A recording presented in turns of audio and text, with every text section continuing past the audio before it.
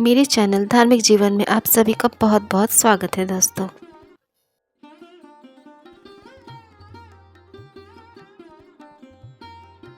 एक करोड़पति बहुत अड़चन में था।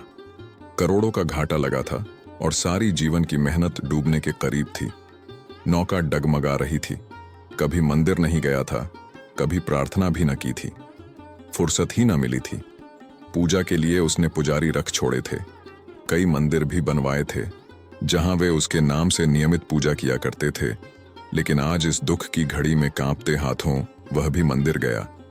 सुबह जल्दी गया ताकि परमात्मा से पहली मुलाकात उसी की हो, पहली प्रार्थना वही कर सके। कोई दूसरा पहले ही मांगकर परमात्मा का मन खराब न कर चुका हो। बोहनी की आदत जो होती है, कमबख्त यहां भी नहीं छूटी, सो वह सुबह पहुंचा मंदिर। लेकिन यह देखकर हैरान हुआ कि गांव का एक भिखारी उससे पहले से ही मंदिर में मौजूद था। अंधेरा था, वह भी पीछे खड़ा हो गया कि भिखारी क्या मांग रहा है।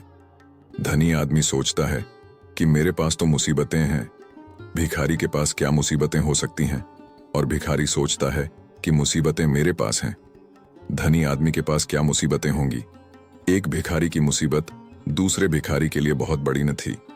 उसने सुना कि भिखारी कह रहा है, हे परमात्मा, अगर 5 रुपए आज न मिले तो जीवन नष्ट हो जाएगा, आत्महत्या कर लूंगा। पत्नी बीमार है और दवा के लिए 5 रुपए होना बिल्कुल आवश्यक है। मेरा जीवन संकट में है।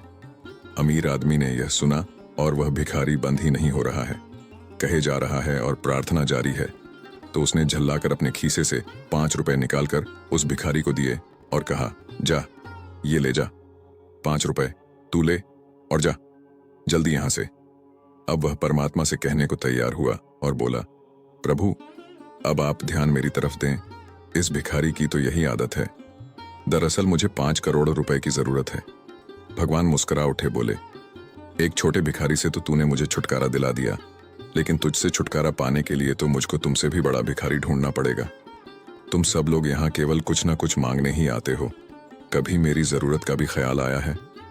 धनी आश्चर्यचकित हुआ, बोला, प्रभु, आपको क्या चाहिए? भगवान बोले, प्रेम। मैं भाव का भूखा हूं। मुझे निस्वार्थ प्रेम व समर्पित भक्त प्रिय है। कभी इस भाव से मुझ तक आओ, फिर तुम्हें कुछ मांगने की आवश्यकता ही नहीं पड़ेगी। जय जय श्री राधे।